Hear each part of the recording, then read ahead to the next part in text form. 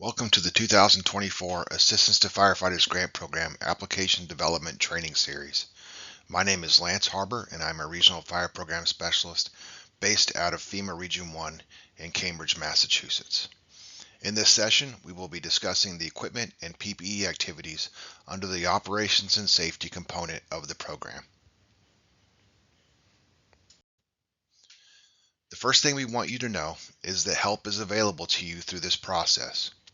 One resource is our Regional Fire Program Specialist.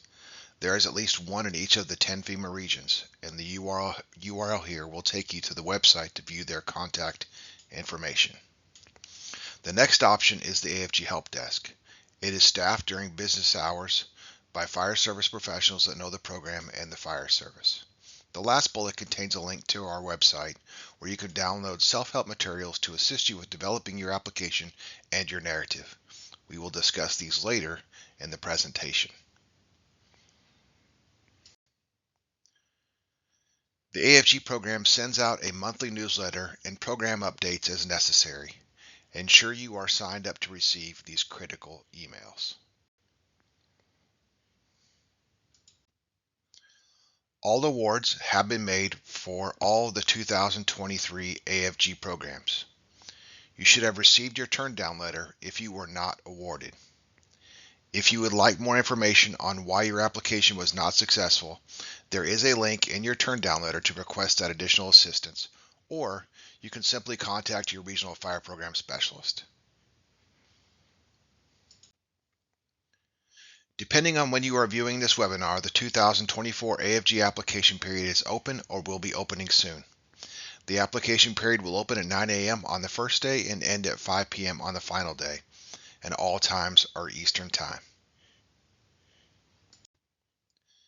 In this session, we'll provide an overview of the PPE and equipment activities. We will also cover what is new for 2024 and, of course, our top 10 best practices. The fire grant programs have three parts: the Assistance to Firefighters Grant, which is what we're discussing today; the Staffing for Adequate Fire and Emergency Response, better known as SAFER, which provides funding to fire departments to increase staffing to meet national standards, either through hiring full-time staff or the recruitment or retention of volunteers. And finally, the Fire Prevention and Safety Program, which provides funding to bolster fire prevention activities within a municipality. It also has a component, a research and development component, to fund studies that would impact fire service and firefighter safety. Below each program is the funding that Congress has appropriated for FY 2024. Initially, both AFG and SAFER are equally funded at $324 million. However, 10% of the funds allocated to AFG are used to fund the Fire Prevention and Safety Grant. Okay, let's discuss what is new for 2024. First of all, language was added to clarify ineligible activities under the Wellness and Fitness activity. We discussed those in the Wellness and Fitness Modification to Facilities and Training session. For state fire training academies, language was added to clarify eligible costs with respect to the repair of training props. And under the equipment activity, the other EMS equipment line was replaced with several specific items that were then prioritized medium or low, and we'll discuss these later.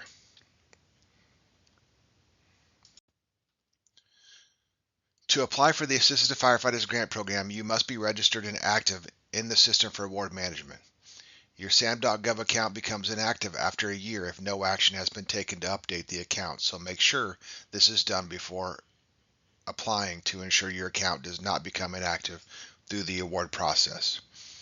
Entity validation for new registrants can take anywhere from 5 days to several weeks depending on the documentation needed for the validation. If you do not have a SAM.gov account, it is imperative that you get started on this immediately. You are absolutely allowed to hire a grant writer. The Assistance to Firefighters Grant Program will reimburse you for the cost of a grant writer up to $1,500 if you are awarded. Your cost share, whether 5, 10, or 15%, is also applicable to grant writer fees. Please note that if you do hire a grant writer, you will need to claim these costs in the request details section of your application. You must pay your grant writer within 90 days of the notice of funding opportunity being released and 30 days after the application period closes. Grant writer services must be competitively procured, and we strongly recommend following your local procurement policy. You will be required to submit a copy of the grant writer's contract, a copy of the invoice or purchase order, a copy front and back of the cancel check used to pay the grant writer, or other acceptable proof of payment, and a copy of your local procurement policy. If you do not have a local procurement policy, please follow the federal requirements outlined in 2 CFR Part 200, 318 through 320. Some important things to consider when hiring a grant writer. Our grant writers should be assigned permissions as a grant writer in FEMA Go. Be wary of giving your grant writer permissions as an authorized organization representative in FEMA Go, as this gives them the ability to do things like submitting your application or accepting your award. The application period is short and a busy time for grant writers. Some use templates or somewhat duplicative narratives, which could have significant impacts on your panel review if the panelists notice the similarities, and they usually do. If you hire a grant writer, they must be identified as such in the application, even if you are not requesting reimbursement for the costs of their services. The AFG program consists of 3 separate applications. The first is Operations of Safety that consists of 5 activities: equipment, personal protective equipment, which we are discussing here. There are also the activities for training, modification to facilities, and wellness and fitness. The second is a vehicle acquisition. Eligible applicants can request to replace unsafe fire apparatus and ambulances in their existing fleet. And the third is a regional request where 2 or more departments combine to request a mutual need. It is important to note that each of these applications moves through the scoring process separately, as do the 5 activities under Operations and Safety. State fire training academies have their own separate and distinct applications. We'll start by talking about the equipment activity. Scoring factors for equipment include your department type and community classification. These 2, along with the item or items you're requesting, will determine the swim lane you'll be competing in. The graphic on the side is the swim lane that allows for up to 100 total points. Each of the factors indicated are weighted. If your application is the leader in a category, you'll receive 100% of the points for that factor. If your application is not the leader, your score will be weighted based on your percentage from that leader. These factors include the priority of the item you're requesting, the purpose for the request, the age of equipment being replaced, whether or not you are trained to use it, and call volume. And we'll discuss these more in depth on coming slides.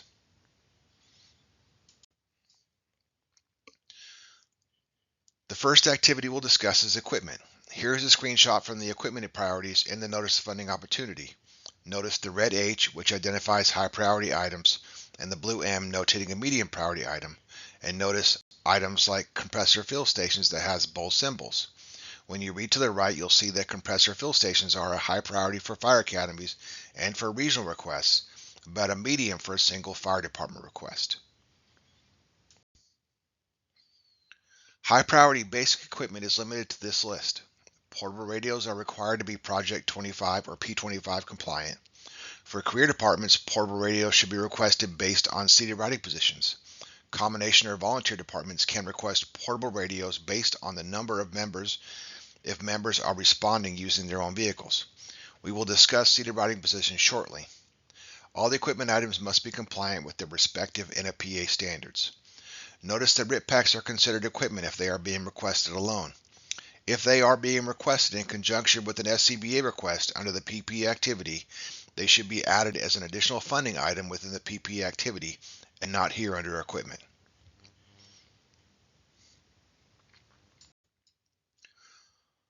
Much of the equipment that you would associate with the delivery of your EMS program is considered a high priority. Make sure when crafting your request that you provide the level of service associated with the type of equipment you are requesting. An example would be a 15-lead monitor, which you would associate with an ALS level of service. The other EMS equipment line has been removed and replaced with specific items. The high priority items that have been added are suction units, power stair chairs, patient carbon monoxide monitors, and capnometer devices.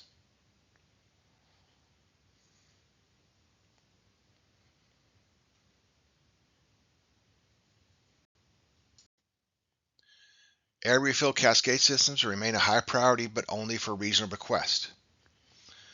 These can still be associated with an SCBA request, but only for regional SCBA requests. PPE washers and dryers are a high priority under the equipment activity. These can also be associated with a PPE request if applicable.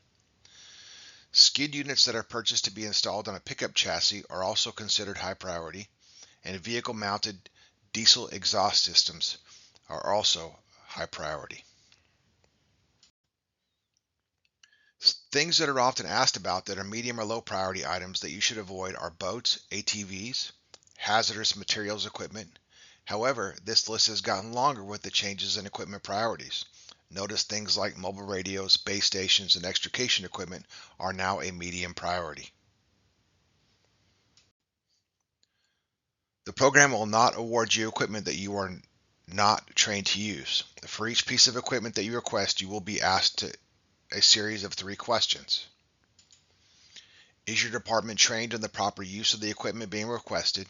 If you are, just answer yes, we believe you.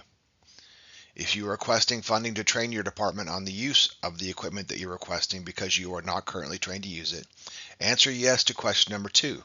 If this is the case, you will want to add the cost associated with training as a new line item under additional funding. If you are not already trained to use the equipment and you are not requesting funding to get the training, you must answer yes that you are going to get the training through another source.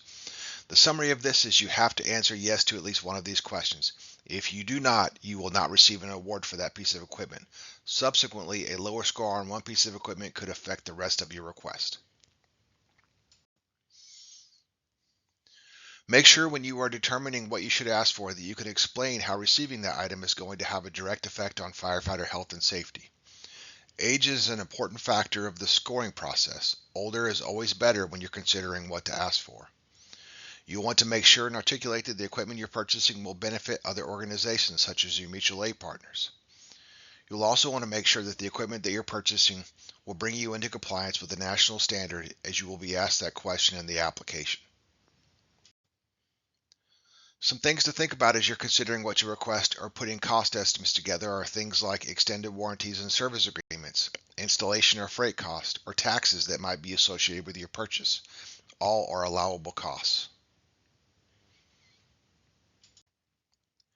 Equipment has been broken out into these 3 age categories: short, intermediate, and long. Notice the useful life associated with these age categories and the examples that are provided for equipment that fits into these age categories.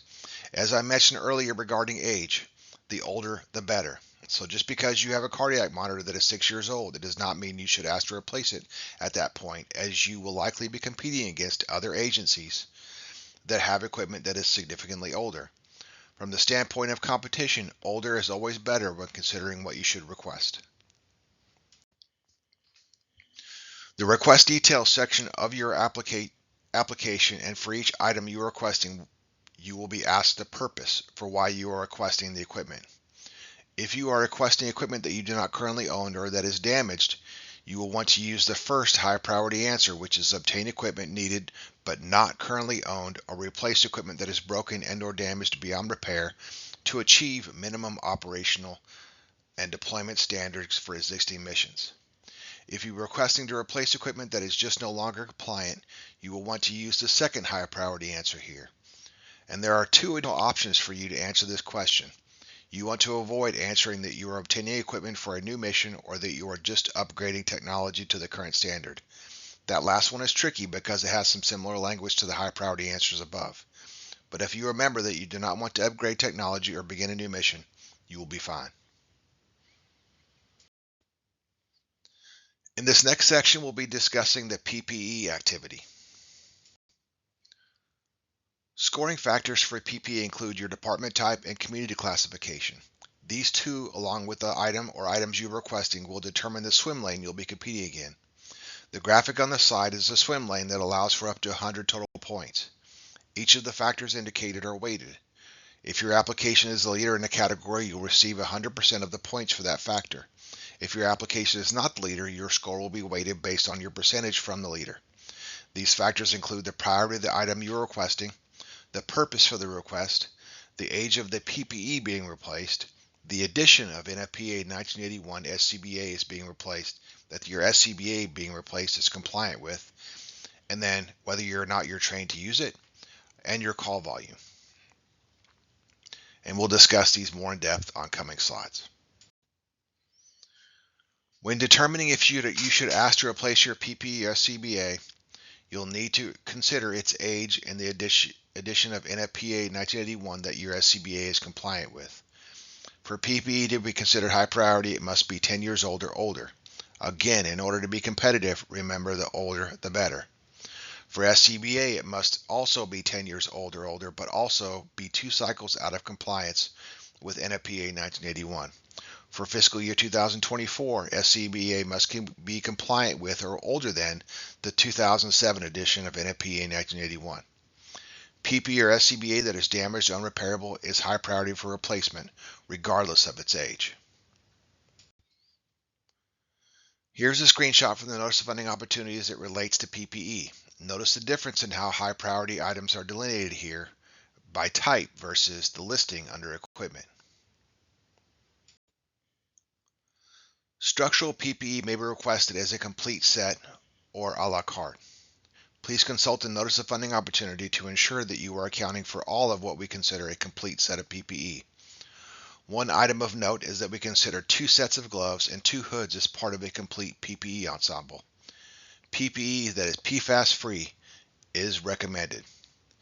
Bailout kits can be requested as a standalone item or as part of a complete PPE ensemble, if departmental policy requires them to be always worn with a member's PPE. The program is too competitive at this point to allow for any agency to request a second set of PPE and should not be requested. As with turnout gear, wildland gear can be requested as a complete set or individually. This slide contains a full list of items identified in the Notice of Funding Opportunities that make up a complete set of wildland PPE. If you are considering a wildland PPE request, you may want to note this list as there may be some components you may not have considered. EMS PPE is also a high priority of the program.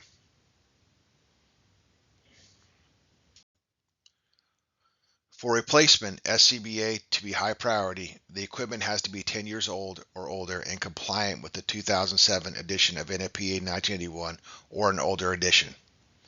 The program considers SCBA to consist of a harness, a facepiece, and 2 cylinders. You'll want to ensure that you are requesting cost estimates from vendors that are considering all of these components.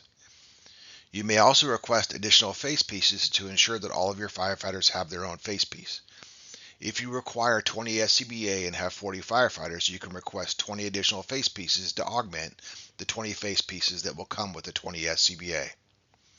If you need just cylinders, there is an item in the drop-down specifically for those. The same goes if you just need face pieces. If you are just requesting the harnesses, then you will have to use the regular SCBA item in the drop-down menu and then note in the product description that you are just purchasing harnesses. Your cost estimate should also reflect this. Some items of PPE that you will want to avoid requesting are hazardous materials PPE, PPE for ice or water rescue, or ballistic PPE. These are all medium or low priorities of the program. As we discussed in the equipment activity, there is a similar question in the PPE activity as it pertains to the purpose for requesting PPE. If you are requesting turnout gear for firefighters that do not have it, or if you have riding positions in your apparatus that do not have SCBA assigned to them, you want to use the first high priority answer listed here. The answer is increase supply for new hire existing firefighters that do not have one set of turnout gear or allocated seating riding position. This includes the replacing of out of service PPE and SCBA. If you are requesting to replace your old SCBA or turnout gear that is damaged, unusable, unrepairable, but still in service, you will want to use the second high priority answer, which is replace in service, in use, damaged, unsafe, unrepairable PPE to meet the current standard. If you are simply replacing your SCBA or turnout gear to meet the current standard, you will want to use the final high priority answer, which is replace in service, in use, expired, non-compliant PPE or SCBA to current standard. The fourth bullet is a low priority reason that suggests you are going to replace PPE to upgrade technology to a current standard. If you have compliant gear and are simply upgrading technology, you'll want to consider asking for something different. You will be asked to provide a complete inventory of your PPE and the ages. Call volume is used as a tiebreaker when PPE applications are scored. The program also wants to ensure that all of your members or all of your seated riding positions that require a CBA have compliant gear associated with them.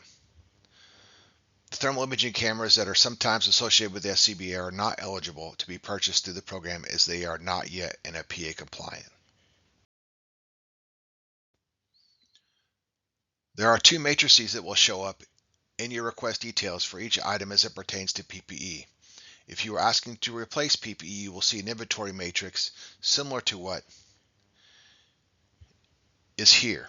This is where you will tell us about your PPE as it relates to its age, and then in the being replaced column, you will tell us which of those sets of turnout gear you are replacing in order to be high priority. You should only be asking to replace PPE that is 10 years old or older. In the example, this department has 20 sets of turnout gear, 10 of which are 3 years old and 10 that are 14 years old. As you can see, they are only asking to replace those 10 sets that are 14 years old and not the 3-year-old equipment. If you are requesting SCBA, you will see a matrix similar to what is here. Instead of reporting your equipment based on age, you will be asked to inventory your SCBA based on the edition of NFPA 1981 that it is compliant with. In the example, you can see that the fire department has 10 SCBA that meet the 2002 edition of NFPA 1981 and 20 cylinders. Subsequently, they are asking to replace the same quantity. Depending on whether you are asking for SCBA or PPE, you will be asked to answer one of these next two questions, respectively. For PPE, it asks how many of your on-duty active members currently have PPE that meets applicable NFPA and OSHA standards. If you are asking to replace your full inventory of PPE, the answer to this question should be 0, since none of your members have compliant turnout gear. The same applies to the question as it relates to SCBA and seated riding positions.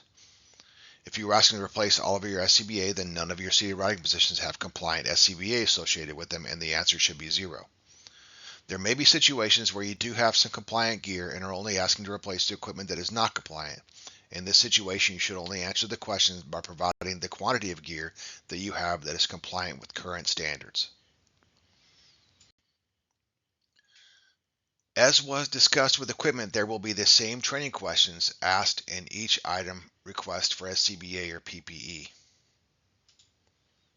The program will not award equipment that you were not trained to use, so it is critical that the answer to one of these questions be yes. In order to effectively separate equipment from PPE, we had to create some delineation between the two. That delineation is PPE is worn and equipment is used or carried. Items such as rapid intervention packs, gear washers, dryers, air refill cascade systems fall under the equipment activity if requested by themselves. However, if needed, you can associate these with your PPE or SCBA request. These should be added under the PPE activity as a line item under additional funding. Please note that the air refill cascade systems are only eligible to be requested as part of a regional SCBA request. These additional requests will need to be justified in your narrative. The program awards portable radios and SCBAs based on the amount of seated riding positions you identify in the application. However, you are allowed to base the quantities of portable radios you are requesting on the number of active members in your agencies if you have members responding in their POVs. If you use this methodology for your request, you will have to justify that need in your narrative. This is an example of the form you will have to fill out in the application where you will tell us about the vehicles in your fleet And on the far right side, you'll associate the total number of seated riding positions with the total number of apparatus you have in each class. In this case, the department said they had 3 engines with a total of 14 seated riding positions on them. So for example, if you are asking to replace 20 SCBA, you will want to ensure that you are showing that you have at least 20 seated riding positions in this matrix. Here's an example of what we would expect as far as the minimum amount of seated riding positions that you might associate with the vehicles in your fleet. The minimum of 4 associated with the engines, tankers, aerials, and rescue apparatus are based on the recommendations of NFPA 1901. We often get questions about how many seated riding positions should be associated with different types of apparatus, specifically as it pertains to custom and commercial cabs. For your custom cabs, it is just the amount of SCBA that are mounted in the seats and possibly one in a compartment for your driver. For commercial cabs that normally only have 2 seats, the SCBA are mounted in a side compartment. For the purposes of the application, the amount of SCBA that you carry on that commercial cab apparatus is the amount of seated riding positions you will want to associate with that truck. So if your truck has only 2 seats and you carry 6 SCBA in a side compartment, you should be associating 6 seated riding positions with that vehicle. It is important to make the distinction between frontline and reserve apparatus as it is seen by the Assistance to Firefighters Grant Program. Looking at this picture of a fire station, there are certainly apparatus here that the department in question likely considers their frontline or first 2 pieces, and those that are considered reserve. In many cases, departments consider reserve apparatus as fully equipped apparatus that is ready to respond if needed. In other words, it has hose, tools, SCBA radios, etc. assigned to it. The program has added definitions to clarify the difference between frontline and reserve, and they are: a frontline vehicle is a vehicle that is fully equipped and ready to respond to emergency calls. A reserve vehicle is a vehicle that is not fully equipped and not ready to respond. Reserve apparatus is used when the frontline vehicle is out of service for repairs or maintenance, and equipment is removed from the frontline vehicle and moved to the reserve vehicle for emergency response. Permanently out of service vehicles should not be listed in the application. An example of a permanently out of service vehicle could be this parade piece or that old apparatus behind the station that does not have any equipment on it. Another item to consider is microgrants. Microgrants are an option under your operations and safety application. A microgrant is a request that is less than $75,000 federal share and can be used for any one of the 5 activities listed. It's important to note that microgrants are an option. If you apply for a microgrant for something that is less than $75,000 under any of these activities, that becomes your operations and safety application. You cannot apply for a microgrant for a PPE washer and then do a second application to request SCBAs. Microgrants are intended to help applicants that have not been successful. For each microgrant application, the system will look back over the past 5 years to determine whether or not the applicant has been successful. If not, the applicant may receive up to 3 additional points towards their pre-score depending on how many times they've applied and not received an award. Microgrants only compete against microgrants, and microgrants have their own set-aside, allowing the program to use up to 25% of the appropriation to fund microgrant applications. Sometimes there are items that need to be added to your request that are not on the drop-down list of items within an activity. An example could be a RIP pack that is considered equipment, but you need to add it to your SCBA request. Another example may be chargers for your portable radios. There isn't a charger item in the drop-down menu for equipment, so you'll need to add that to your request through other means. This is why the additional funding line is included in each drop-down menu so that items not listed can be added to your primary request. Items added under additional funding are not scored given that they are just there to supplement the primary request. However, there have been cases where applicants have used the additional funding line item to request their primary item because they could not find it in the drop-down menu. This resulted in those applicants getting a 0 at pre-score because the additional funding line is not scored. If you can't locate your primary item in the drop-down menu, please call your regional fire program specialist or the help desk.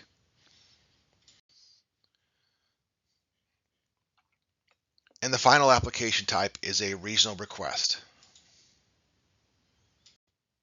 A regional request is where one or more agencies combine their application efforts to request a common need. Regional projects can be in the areas of training, equipment, PPE, or wellness and fitness. Two or more departments may also request to replace or acquire a vehicle that will benefit all departments involved. Regional requests require that an eligible department be the host or primary applicant in the application.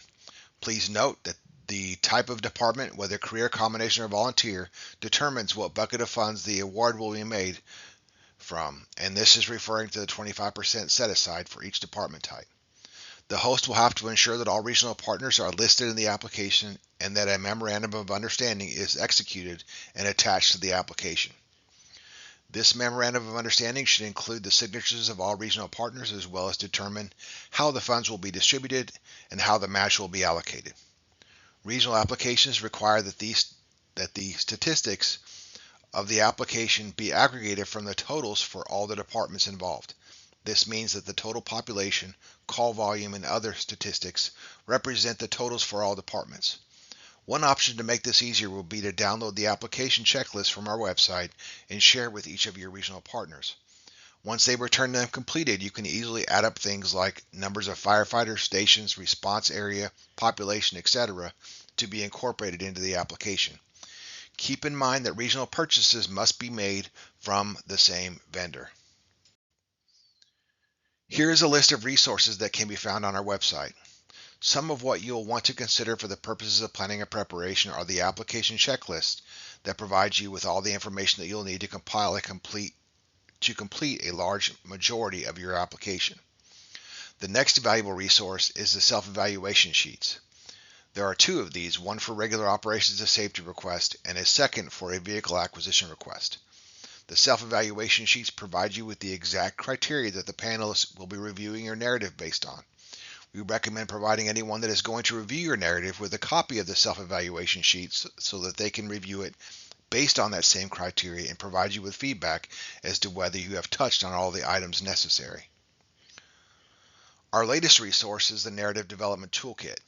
This document builds off of the criteria outlined in the self-evaluation sheets and provides you with tips on how you can meet that criteria. There are even sample narratives included to help you get a feel for how your narrative should flow. In addition to printed documents, technical assistance is also available through the help desk and the regional fire program specialists. Here are the top 10 best practices. Start preparing now. Read the notice of funding opportunity. Use the application checklist and any other resources available to gather as much information as possible in advance of the application opening. Conduct your risk assessment and then align your request with the highest priorities of the program. Make sure when developing your narrative to tell your department's story and the unique reasons for your request. Stay away from vendor narratives, templates, or copying other departments' narratives. Read each question carefully, then answer it carefully. If you are not sure what a question is asking for, reach out to your regional fire program specialist. Make sure that someone else is reviewing your entire application to include your narrative before you submit your application. Make sure that your authorized organization representative has submitted your application. Make sure to account for all eligible costs that you can associate with the request. These include training costs, service agreements, extended warranties, and possibly performance bonds in the case of vehicle acquisitions. Ensure that your project can be completed within your two-year grants period of performance and articulate that in your narrative.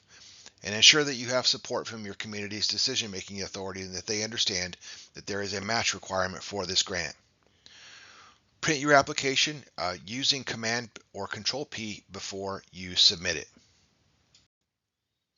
Finally, a reminder to reach out if you need anything throughout the application period. Thank you for taking the time to view this session and for your interest in the 2024 Assistance to Firefighters Grant.